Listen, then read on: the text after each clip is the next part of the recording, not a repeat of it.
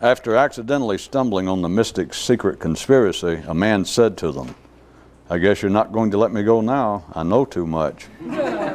But they replied, "No, you're free to go, for you can't reveal what you've learned. If you try and describe it, no one will believe you." Weird, huh? A secret that doesn't have to be kept secret. Shut up. One man caught a bird he had never seen before, and it was so wondrous that the experience became the highlight of his life. But the bird could not be continually held, at least not physically. Once you realize how automatically runs the mind, individual differences in the intelligence of ordinary people becomes a moot subject. The only intelligence worthy of a real man's interest is that intelligence that is beyond all intelligence, that intelligence that cannot survive without attention. There is nothing in man's natural mental world that's of value to those dogging the secret. After some time of trotting what seemed to him to be the best traces of the mystical path, one man sat down to rest for a bit and suddenly thought, "Is there a specific lesson I should have already gleaned from the fact that I have 2 feet, 2 hands, 2 eyes, 2 ears, and 2 sides to my brain?" He sat longer than he had planned, pondering this. As the morning sun bounced off the wet, shimmering leaves, a traveler in the wood thought, "The play of light can play tricks on your eyes, and even more so, the play of dark." One man said, "I can be conscious outside the normal ramblings of my mind if I don't think about it." Or maybe it's when I do think about it. No, I believe it's when I don't. No, do. No, don't. Rats, now I'm not sure again. Question. Name one of the few subjects wherein there is no gray area. Creativity. You're either creative or you're not. And several viewers immediately said they had already thought of that. Civilization. The place where whining passes for introspection.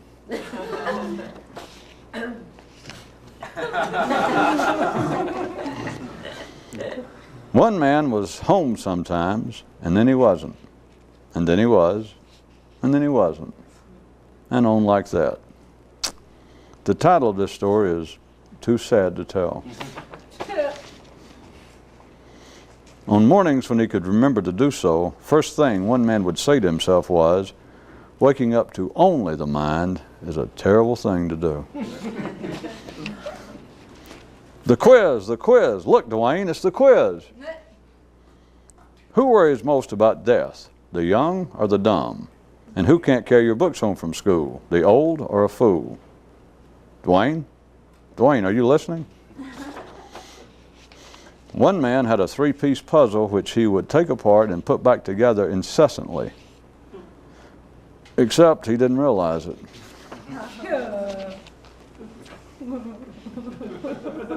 Other than the natural stimuli provided by the external world, the mind must produce its own excitement. Routine consciousness. Life seen via comment. There are buses running every second, running in, running out, arriving and departing, you know where. Druggy-do definition time. Alcohol, a mildly intoxicating, pleasant depressant. 4 portions thereof, a stupidity enhancer.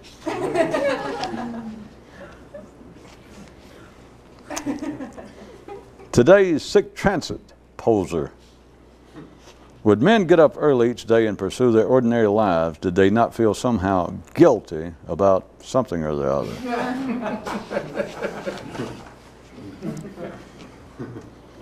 One man had a clock that was wound really tight. He didn't know who wound it. He didn't even know where it came from. But he had it just the same. There are 3 possibilities. Remain normally conscious, which requires no effort.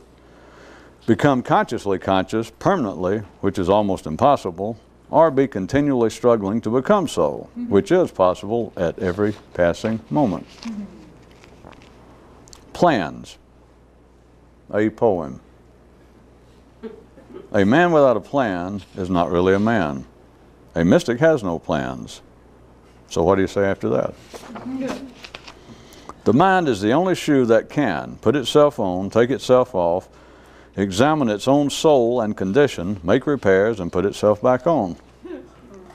Although this is true, it's difficult to say whether it is true in a dream or true in itself.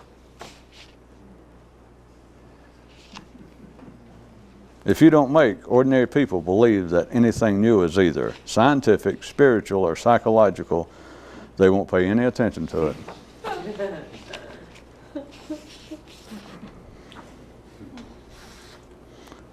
The menu, Monsieur and Mademoiselle. There are three kinds of people involved with the knowing of the secret. Those who say they do, but don't. Those who say they do, who know a little something, and those who know, but don't say anything. Which one would you like? Or perhaps you'd like a cocktail before making your decision. How to tell the difference? Step 1. If you talk about it to yourself or others, it's from the mind. You fill in the rest. One man began to hear people sneaking through the woods behind his house. Then they came inside. Then they went back out. Then they came back in. Went back out, came back in, went back out, came back in so often that he became unable to tell the difference. And remember this, everyone has a house and everyone has woods out back. One day the prince in waiting asked the royal mystic why he had quit writing metaphorical tales and was told, every time I do, I stop being a mystic for as long as it takes me to write them.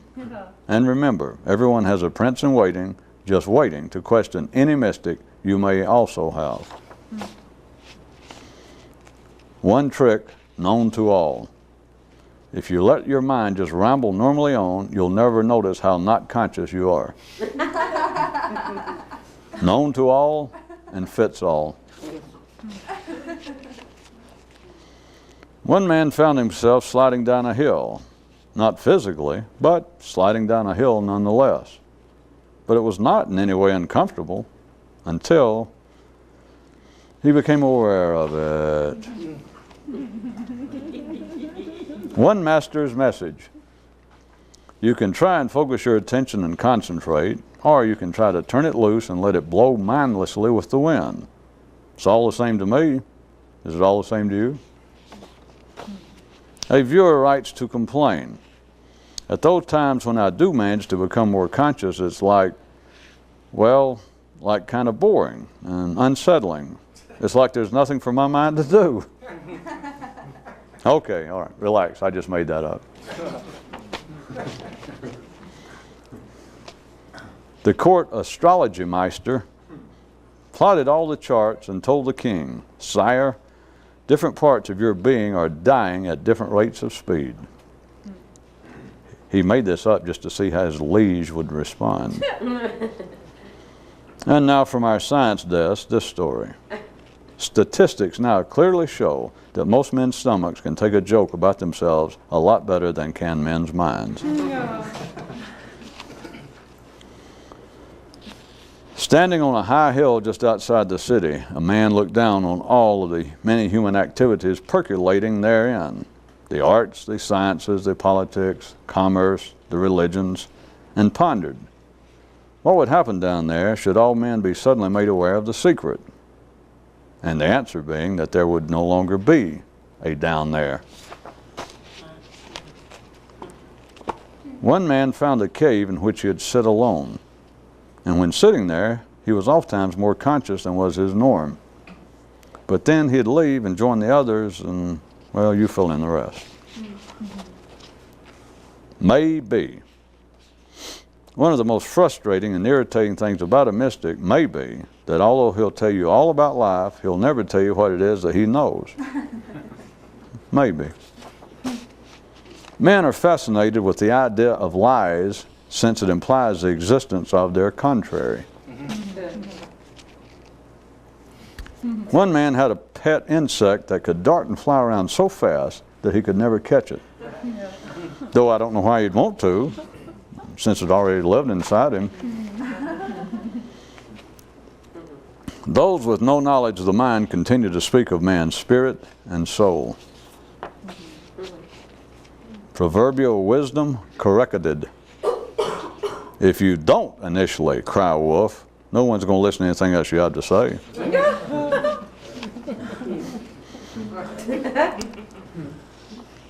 Regardless of their protest to the contrary, men generally enjoy the frantic rush and relentless demands of city life in that it reduces the possibility of them having sufficient free time to actually think about what their thinking is all about.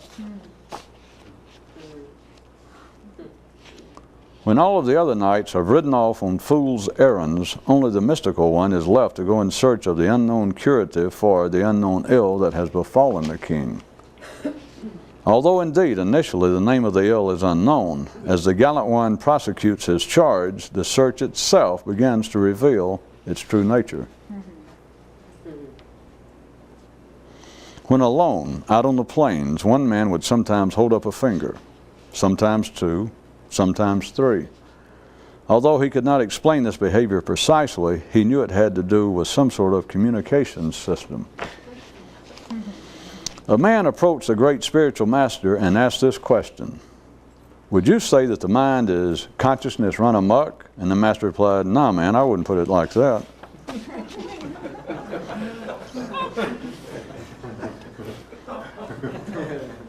One man visited a land where everything was completely different, yet all of the things within this context of differentness were quite similar. What do you make of this, Pancho? Physically, it takes two people to make one whole new person, and mentally, the story's stranger still. That mythical Orient Express. If you often and constantly enough stand on the platform in Paris, looking up and down the track, thinking about when and whether the train to Istanbul will ever arrive, it'll keep you from ever realizing that you are the train, and that as long as you stay so mentally entangled, you'll never arrive.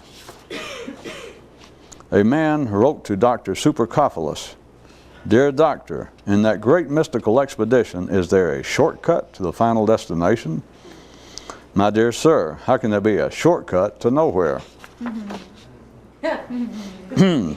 Romance on the half-crocked. As he gazed longingly at the more promising part of himself, a man asked, "What will it take to win your love?" And it responded, "Shutting up would be a start."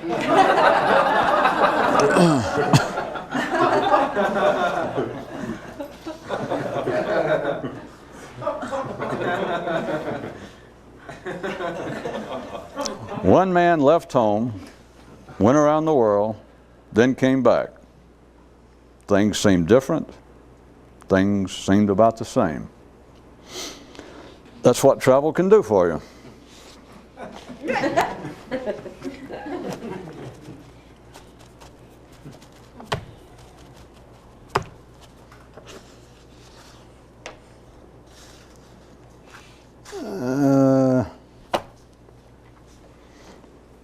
One I brought up a while back, and again tonight, is taken somewhere from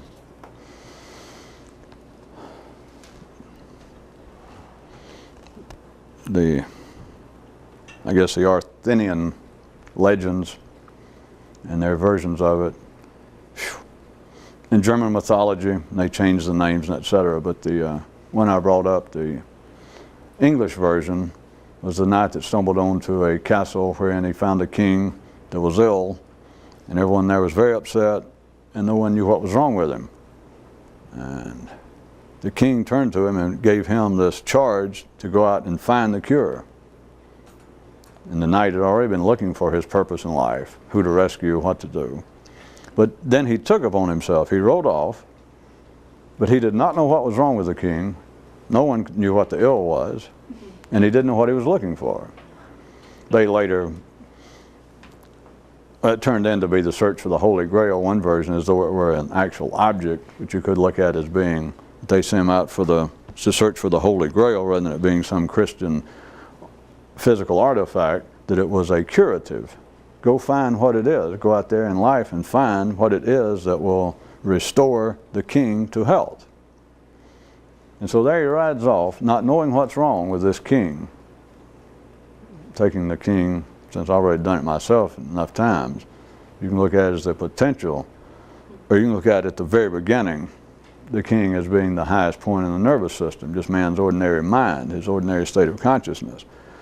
But here it is, the king, the ruler of this land, the ruler of that person, is ill, upset, something's wrong.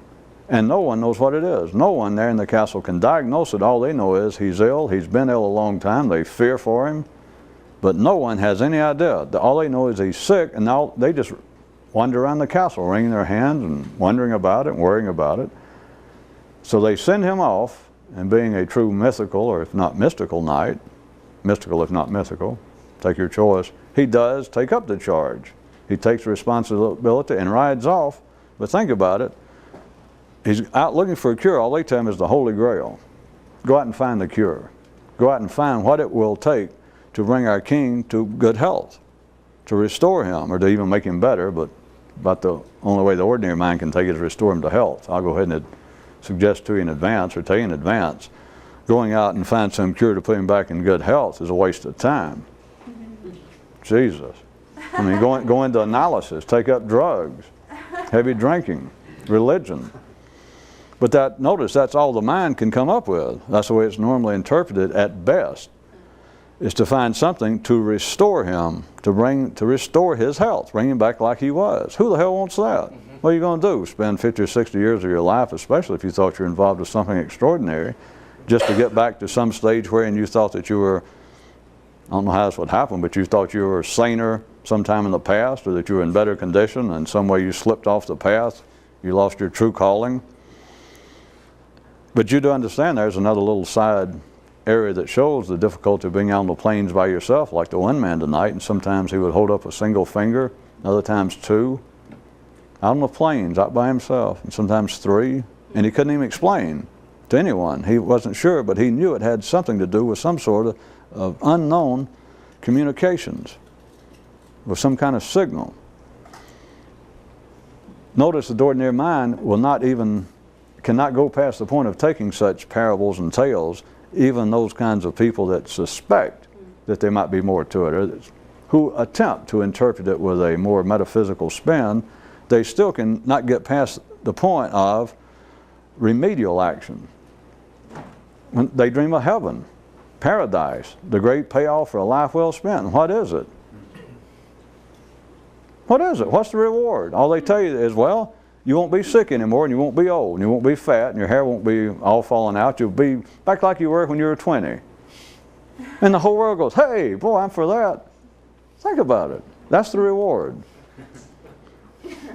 And I would suspect I could present in that way with not undue sarcasm to ordinary people, or even perhaps anthropologists or those interested in matters metaphysical that thought about such stories. And if I even suggested to them that they're missing the point, who wants to just get well? For a second they might go, you know, you're right. And they wouldn't realize, they wouldn't learn anything from the fact that they wouldn't turn on themselves like, why for 30 or 40 years have I looked at that all of the potential payoff of not only a life well spent with ordinary people, perhaps of being Christians or Jews and getting their just desserts if it's true, but me trying to extend myself into some post or pre-mortem condition that would be extraordinary, to make myself more conscious. And yet my only dreams, when I interpret these stories, my only dreams is to put myself back in some sort of good stead, or to stand myself back upright, to cure myself of something. Of course they could, I guess, take the story and say, well, you said the king was sick, so you got to cure him. See, there is no word for it. It was an ill. It was some sort of, something had fallen upon the king, and everyone knew that he was disturbed. He was not the proper ruler. And the mind ordinarily would go, well, he was sick. You go, well, but that's all the mind can ordinarily do. And then once you say, okay, he was sick, that means that he was at some level of health, then slipped, And so now they're going to send out this night. He's going out and spend his whole life. He's been out wanting to find someone to send him off on the proper, worthy mission of a would-be mystical knight. And now he's going to undertake to simply go out and find a drugstore that's got some kind of patent medicine to make the king as well as he was before.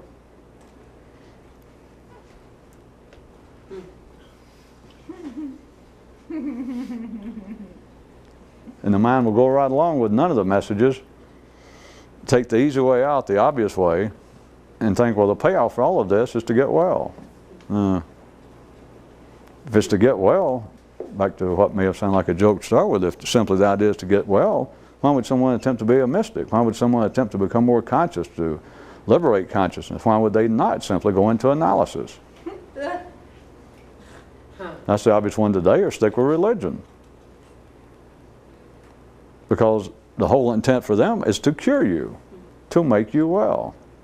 Whereas the great mystical, the struggle itself, not to make you well, because you are well mentally. If you're ordinary, you're well mentally, and there is no getting weller at that level. But what I was going to point out beyond the sidetrack, since the ordinary mind cannot conceive of what it would be, or it even makes no sense, if I present the story that here it goes, the great night that I'm giving, if I insisted that I was giving the ultimate, the supreme interpretation of this, that it was the knight riding off seeking a cure, an unknown cure. No one, they just told him the Holy Grail, which meant nothing. Go out and find a cure, and no one knew what, for the ill of the king that no one could diagnose. He grabs his spear, jumps on the steed, and rides off, finally finding something worthy of his life. But if an ordinary person had been standing there, or an ordinary person hear this sort of interpretation, this is verging on insanity, or just foolishness. That can't mean anything. That being the case, the mind cannot be stimulated, the ordinary mind, which is what leads people into taking such. Remember, I just pointed out that someone could listen to my interpretation just then of that sort of myth, and many others like it, but that one, and judge it verging on insanity. That if I actually meant what I said, that that was the supreme interpretation of that sort of myth, that kind of parable, was to undertake a search for something unknown for reasons unknown, is what it amounts to. Instead of me keep saying for a sickness unknown. But it's, he rode off seeking a solution, an answer, a cure. But listen, how about an answer? A solution to a problem, and the problem's not known. It's just that he rode in the castle, and if we'd used it instead of it physically being a king, being sick, they could have said the king is in a great state of confusion. He cannot run the kingdom correctly. And we don't know what it is. I mean, hell, it's the 1400s. We never heard of psychiatry. We don't know what it is. And we're past the point we don't believe in evil. Anyway, they say the king is befuddled. The king cannot function as a true liege of the people for the rest of us. And we don't know what to do. Would you take it upon you to find the solution to this? And he goes, yes. Finally, he found something to save a kingdom, to save a king. But remember, no one knows what's wrong with the king. Let's take it out of the physical area. He is just mentally unsettled. He is not capable of mentally executing his duties in the manner that seemed proper. And so, sir, what's his name? Says, I will, and he rides off, seeking a solution to a problem that no one can even identify. An ordinary person could say, well, that is insane. If you actually mean that, that's just foolishness. Maybe you're just trying to sound enigmatic, but that's foolishness. No one would do that. It makes no sense. They could say, well, I've heard many better interpretations of that, or I could make up one. But that makes no sense. That is not true. I don't know what you're trying to prove. I understood the sentence, but that's silly. Okay. But you know what's really grotesque is then the mind not being able to excite itself beyond the level of that kind of binary communication with what could be more potent verbal mental nourishment in the form of parables and metaphors.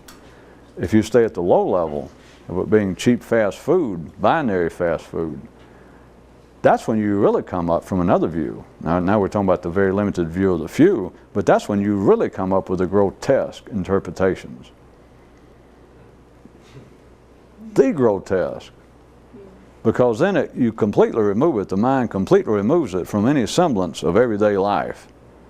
As much as the parable in this case started out 500 years ago in a castle and knights, and you say, well, that's far-fetched. I can bring it up to date. But that's not all that grotesque. That actually, as far as we know, has physically occurred, that same milieu. But then what does the mind come up with? It will take the interpretations. The only thing that will satisfy and keep the ordinary mind settled are interpretations of that kind of information that are truly grotesque. Now I keep saying grotesque. I'll give you an example. All ideas of supernatural prophets and masters, the founders of religion in general. But I say grotesque not just to make take a shot at religion and that sort of thing, but consider now they have removed it absolutely from any possible ordinary human experience, which is exactly what I was doing in the interpretation. And I could take their position, the ordinary mind's position, and point out that the way I put it was extremely foolish, if not insane, and they would consider theirs better. Always for one reason, because they're in the majority, and it's because life wants them to. But if I had an individual person trying their best to give me their attention, and I said, well, now I know that sounded insane or just foolish to say that that is the supreme interpretation of such stories, of a man riding off on an adventure looking for something that he does not know what. He does not know for what he looks, and he doesn't know for what reason. But he says, all right, now I have found my purpose in life. I mean, it almost sounds like, if you want to get into the southern part of Europe, the Don Quixote story.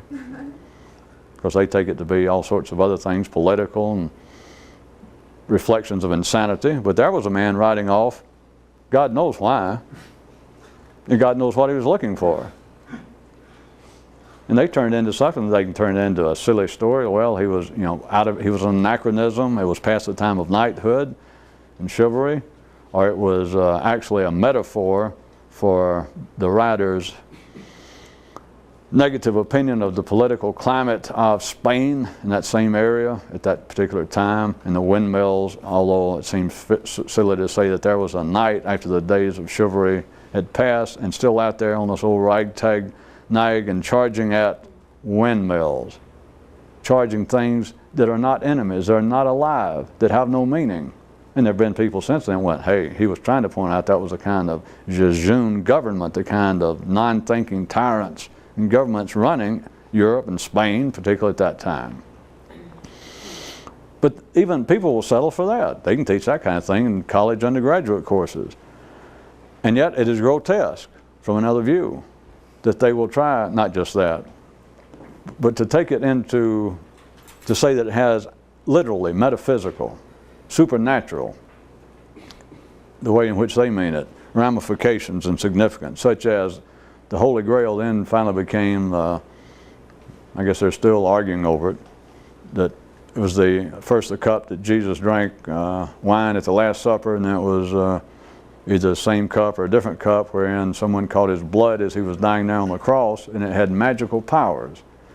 And there's older stories than that in German mythology and Norse mythology, and yet it became a literal something that if you could go find it. And then sometimes the Grail actually became a sword. Somebody decided that Grail actually in Armenian spelled backwards or turned upside down actually meant sword.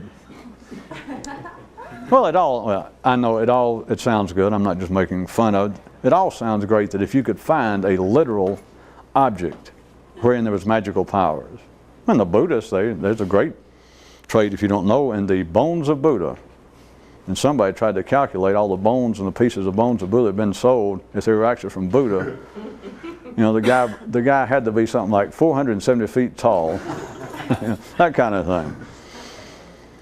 But there's always been that idea that there's some kind of magical baraka that can be passed around, if not just through a laying on of hands, if you can have some object, if you can have some piece of something that some supernatural person, some more conscious person had. But back to it.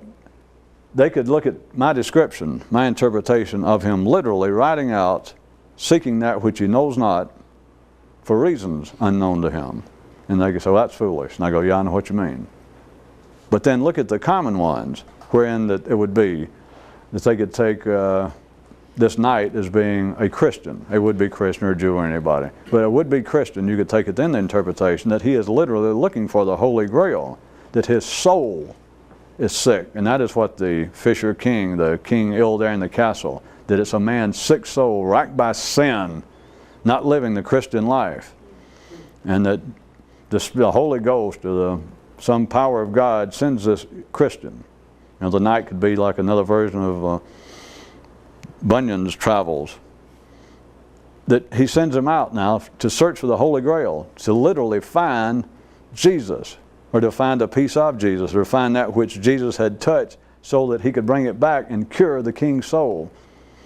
They'd probably say cure a whole kingdom, like cure a whole people, a nation, a society. But at least the knight himself in some way would have been cured in the process, that he would have been turned into a Christian. Now that is fairly common. But now think about it. And I won't keep saying grotesque, but to call my interpretation and say, well, that's kind of far-fetched. Okay, I understand that. They're in the majority is always right on earth. Always. But it's just us talking. But now I know that none of you people are all that hostile toward religion or anything else in life. But you look at it another way and think, all right, that description you gave about him going off in search of that which he knows not what, for reasons he knows not why. Yeah, if you tried to tell somebody that, if I tried to tell my Aunt Rhoda, she'd sick the geese on me. She would say, I told you about hanging around in San Francisco in the 60s would drive you crazy. And yeah, I understand it. But then I ask you, just between you and I, look around the other interpretations, that anything that might be possible that sounds extraordinary for a man's development, as they used to say, for a man to become more spiritually developed, or I can use their terms, if you understand the way I've described them to you before, to actually become a true Christian, Jew, Muslim, Buddhist, Hindu. They remove it from any possibility, from any human possibility, and attribute the whole thing. Their interpretation is it is all extra systemic. It is all from some external power. It's all supernatural. It cannot be done by man, and that's why it's a metaphor. That it can only be represented by the great life of the Jewish prophets, or of Jesus, or of Muhammad. It has to be some holy man. It has to be a piece of the gods. The Greeks had the same kind of stories, but in a less secular context. But the mind ends up, if it shows any interest in these sorts of affairs, it's the ones that has the fantastic dreams from it's got to stay between just us, because you can't go tell ordinary people that. You can't go out and tell your mother or father or priest or rabbi that, by the way, I've been reading the Bible or the Old Testament, the Quran. I always thought, I never had much interest in religion, but I always wondered, why are there millions of people that swear by it and go to your services and carry this book around? So I took it down, I spent last couple of years, as much time as I had, and I've read it and I pondered it, and no offense, because I'm not religious. I don't belong to any religion, but it strikes me that you people have interpreted this thing in a damn near grotesque manner, if I may say so. And the priest or rabbi might go, well, what do you mean? And you go, well, you have taken, have you ever considered the interpretations? Not only did I read your holy book, I should add this, I have come to hear some of your services, or I've read several books, the better known books in your denomination or in your religion that purports to interpret the Bible, the Quran, the Old Testament, the writings of Buddha. And he goes, okay, and I've studied them all, but could I just ask you, have you ever considered that the interpretations you give to this about supernatural powers and spirits, and that certain figures in your religion actually came from God, or were God, that is some extra systemic force, something outside this, that actually took on a human form and came here, and he or she's the one who taught this or said that, and it was completely beyond the human experience? That's your general, you understand what I'm saying? The priest or rabbi go, yeah. And you go, well, I wondered, have you ever considered how about a more down to earth, a more direct interpretation of that? No. No, they never even considered it. And in fact, if you pushed it a little, I'm assuming you people know what I was pointing at, but if you pushed it a little bit, like if he said, well, what do you mean? And you started trying to point out, well, what if you took the interpretation? I mean, since metaphors and parables have got to be open to some interpretation, that is, differing interpretations. I've read 2 of the great books that purports to interpret the Quran, 2 of the greatest, or 2 of the 5 of the greatest commentaries on the Torah, and they disagree in certain areas. And they go, well, yeah. So all metaphors and parables and et cetera are open to some variation. They go, yeah. You go, but has anybody considered a more basic, a more direct, a more human interpretation of all of it? And if he still didn't get it, and if you pushed it a little bit further, made it a little plainer to him, what would be his response? Well, you're being blasphemous. I thought you said you had no vested interest. I mean, now you're attacking our religion. You're being absolutely blasphemous. That's not possible. You're now saying that we should attribute possible powers that Jesus had, or Abraham, or Moses. And I thought I was talking to somebody. I thought we were having a theoretical discussion, but now you're just, I see what you're up to. You're just trying to attack me. You just tried to slip it in. I'm sorry, I don't have time for this. That's all they could do with it. Their mind is left. The ordinary mind is left if it's going to even have any passing interest or any serious interest in matters outside the normal human experience. The interpretation of everything that's gone before that seems to point to it, that seems to be positioned around an expansion of consciousness, of understanding, of things extraordinary to the human experience, the interpretation without fail will always be of a fantastic otherworldly nature. And if it's not religion, which is enough, it will be UFOs. It will be talking to dead people, conversing with spirits. What am I leaving out? That the planets, the movements of the planets affect you. That you change your name and take numbers out of the alphabet and it comes up with some number. They all have appeal to people. They're all absolutely, insofar as would be a more basic, grounded interpretation of what would be to be more conscious, all of these are groundless. Which is why no one can ever settle on it. That's why you can argue it. That's why it's debated. That's why someone can say, I am absolutely convinced. I have spent my whole life in astrology. I have studied the pros and cons. I have attended lectures. I have taken a whole course against astronomy. I have studied, I have discussed with some of the greatest anti-astronomers, astrologers in the world. But now, after 50 years of studying this, and I have read, I have translated, I taught myself Sanskrit so that I could read some of the early. And I am absolutely convinced. I mean, there's no way, it's not even open to discussion. I'm just going to tell you people, astrology tells more. The secret of life is in the study of astrology. A man can say that. I went through all that. Some pipsqueak can go, I think it's a bunch of crap. They go, wait a minute. No one knows how many times we've been through this. You walk into the bar and holler, and you swing open the doors and you say, all right, you horny sidewinder, bar stool, cactus heads, I want to tell you what. I'm Pecos Billy, and I just got in from Billyville, and I'm going to tell you what, I'm in an ornery mood, and I'm going to whip every stupid son of a bitch in this saloon. And you're going to see all kinds of people, big, short, old, and go, hey, watch that. The only person that's not going to react at all, I don't know what he'd be doing there, would be somebody actually intelligent. Because what the hell you care that the guy goes through the door and went through the little act I just did, and he's going to turn around and call you, amongst the others, just stupid. That was the point, you understand. It is always, it is not conclusive. It is not conclusive to those who are its exponents. It is not conclusive and satisfying to its disciples, to its leaders.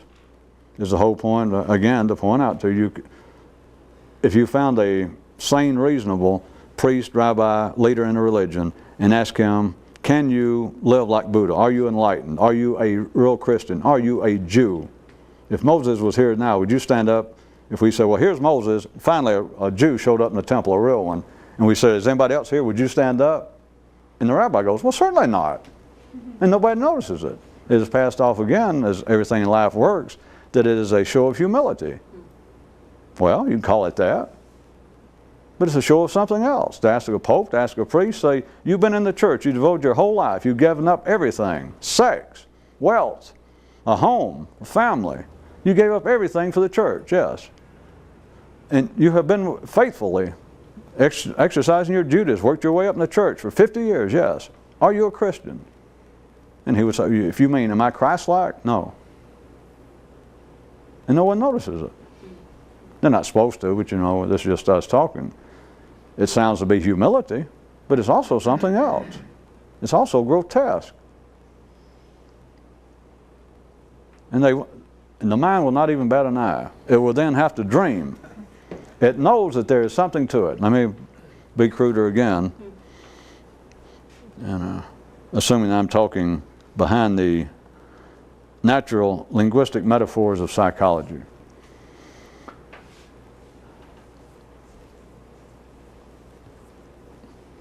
Men know, the nervous system of men know, that there's something quite real, there's something quite future-faced, there's something quite predictive, and there's something quite alive in religion. There isn't all of life, but in religion. In the ideas of religion, in the ideas of every religion, the basic ideas, a man who is a fairly sophisticated Christian can hear the first time ideas from Zoroaster. And if he's fairly sophisticated, he can hear the ideas, just themselves, the basic tenets, and go, well, hey, you know, change the word here, change, yeah, I mean, that's Christianity. And that's an old story that it just strikes people, and it has nothing to do with the religion, has nothing to do with a Jesus, a Buddha, or somebody actually from God. It has to do with echoes of the future, of the human nervous system. Because as man, if you were more conscious, you would be more Christian. You'd be more Jewish. You'd be more Buddhist, among other things. I'm just using that as an example.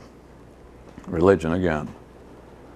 So there's something in that. There's something in the whole idea of myth. There's something in the whole idea of mysticism, if you don't try and cram it down people's throat. But if you even talk to people who are fairly conservative, as I pointed out to you, you can do it with people that may have never read a New Age book or anything about occultism, but if you insinuated, or if you just said, if they were Christian and conservative, and if you just said, do you know that back in the 1500s, 1400s, and you know, remove it far enough from it that they don't get all entangled with it mentally. And if you said, did you know the church actually sanctioned monasteries wherein people were trying to reach other states of consciousness, that they fasted?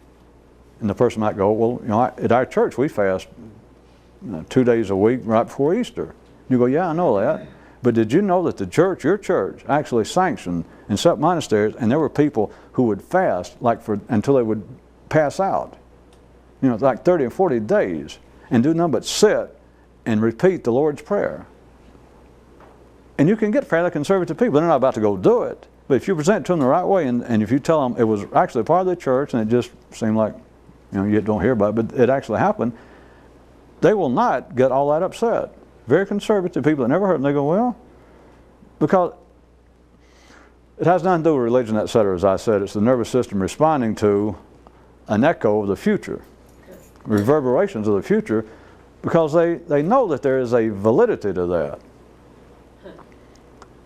But then what does it turn into? Then as soon as you got through doing that with somebody, and they go, well, I never heard that, but I guess that makes sense. People might do that. Because even they might have something in their little church that sometimes they might say, we'll get together and we will have a prayer service. That all we do instead of listen to the minister, the priest talk, is everyone prays, and you're supposed to pick out some area, maybe someone's sick or something that you would like the Lord to help you with, and you pray over it, and you pray and you pray, and you stay there for the whole service, like for an hour and a half or whatever it is. And so they can picture, all right, well, there's people really committed. God wish I had the time and ability. But they hear you tell the story that they fast until they just pass out, and they will sit in one position or kneel in front of the cross and say the Lord's Prayer for 40 days, non-stop, and do without food, just a little water. Somebody comes by and they'll pass out. They'll do it that long. You'll get all sorts of conservative, ordinary people that in passing, they'll go, well, all right, And if you waited for them to condemn it or go, that's insane, they won't do it. They're not about to go undertake that themselves. They probably won't be impressed enough to even remember to repeat it to anybody else. They probably won't say, well, where can I read about that? But the point I'm trying to make is their nervous system can hear that presented in a fairly impartial manner to them, just as history, and it does not strike them as grotesque. But they'll turn right around, and then the collective interpretation of all religious myths is then grotesque.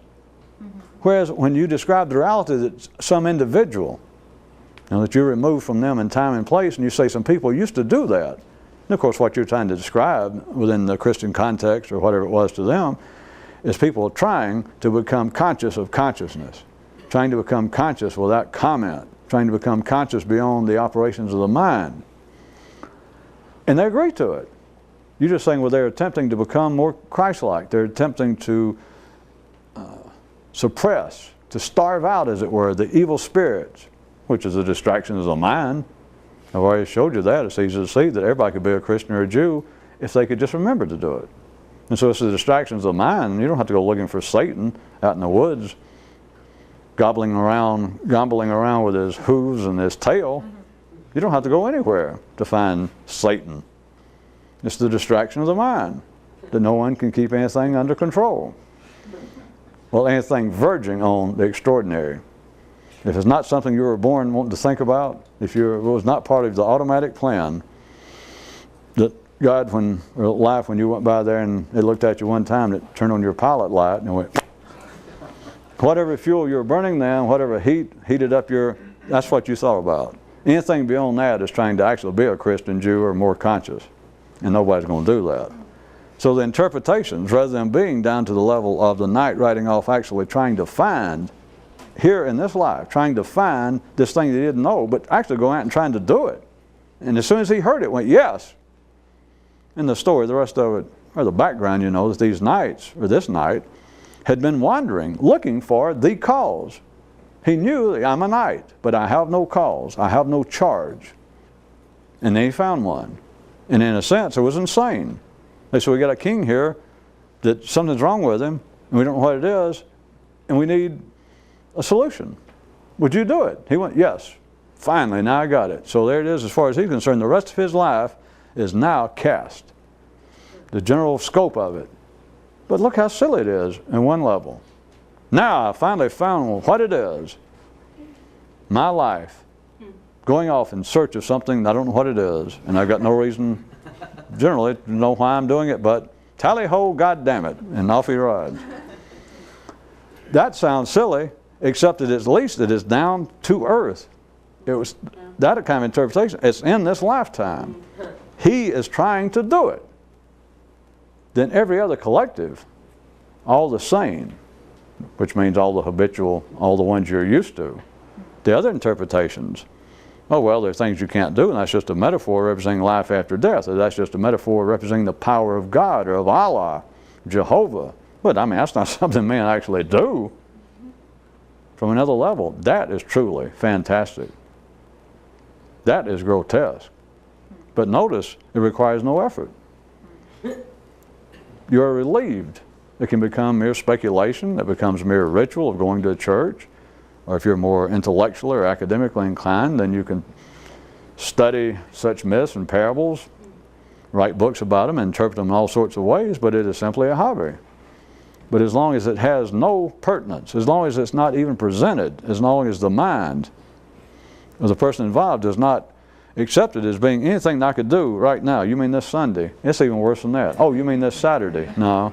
This Tuesday, in case you're a Seventh-day advertiser? I don't know what day. No, it's much worse than that, people. You know that. It's right friggin' this moment. Oh, rats. I was afraid you was going to say that. Well, wait a minute. All right. Wait a minute. How about if I ride off and let me find my own sick fisher king so that I can get the charge? Okay, yeah, great. Yeah, but I'm not just going off to find some old cheap ordinary religion. I'm going off to find my mystical charge. Okay. But I got to find my own king. I got to find my own sickness. All right.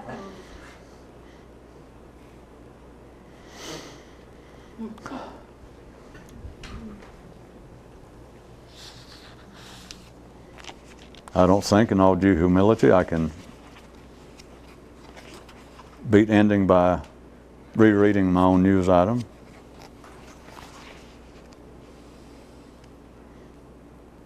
If I have the intelligence and patience to find it.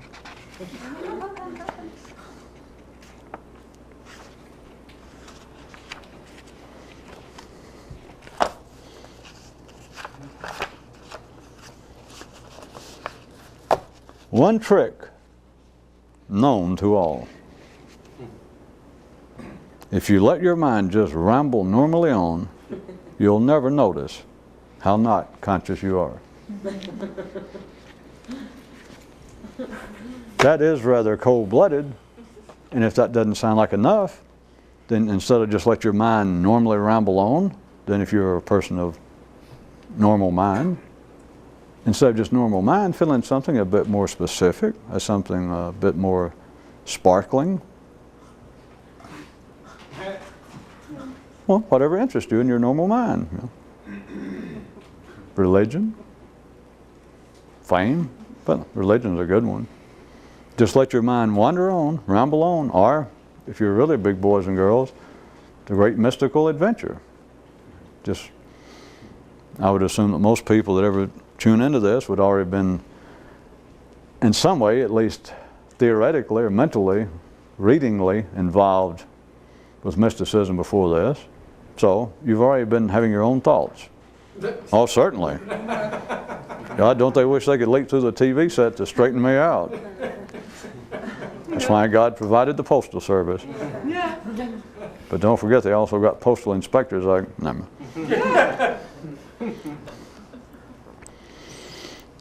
As long as your mind rambles on, even if it's on what appears to be mystical matters, even if it's what you think we're talking about, the great mythical search, the knight riding out to find this unknown something, to find the Holy Grail in a non-physical sense.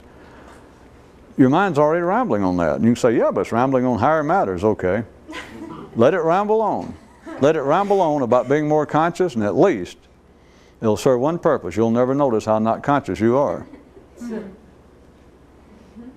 Yeah, but I got to think about that. Yeah, but when the question is when? Well, soon, as soon as I can. How about now? No, I'm sorry. No. You know why not? You know why? No, not now. Because if it's now, you have to do it. And you try to do it, and you go, well, damn it, I can do it. Yeah. Ah, crap. I didn't do it. Wait a minute.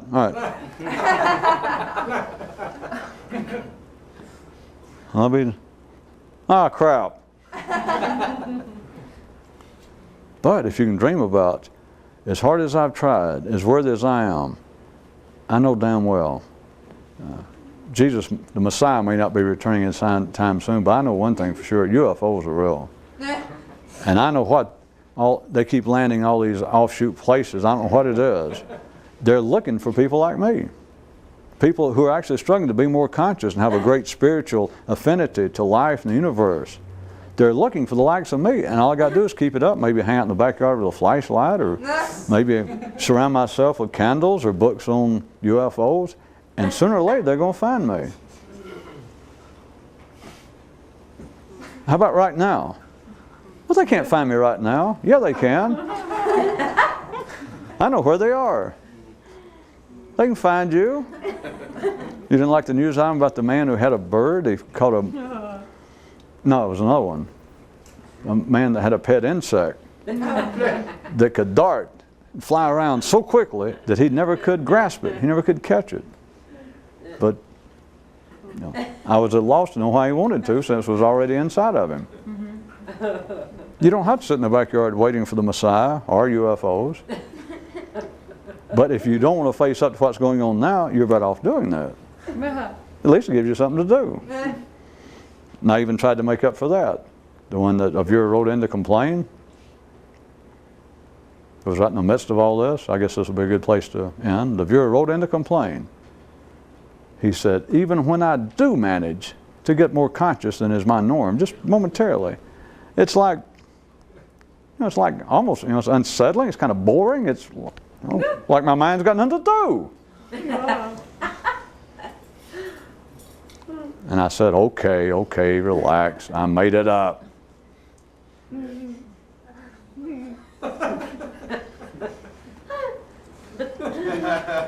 Well, we would try to go ahead and start another tape, but I hear the engines are hovering and they're waiting on me out there. See, except you people, all you've got it backwards. See, ordinary people, they want to rush out to see what they got for them. They're waiting for me to come out and help them. They're waiting on me. I just made that up. I just made that up. Make sure that gets on tape. Relax out there. I just made that up. They're not waiting on me.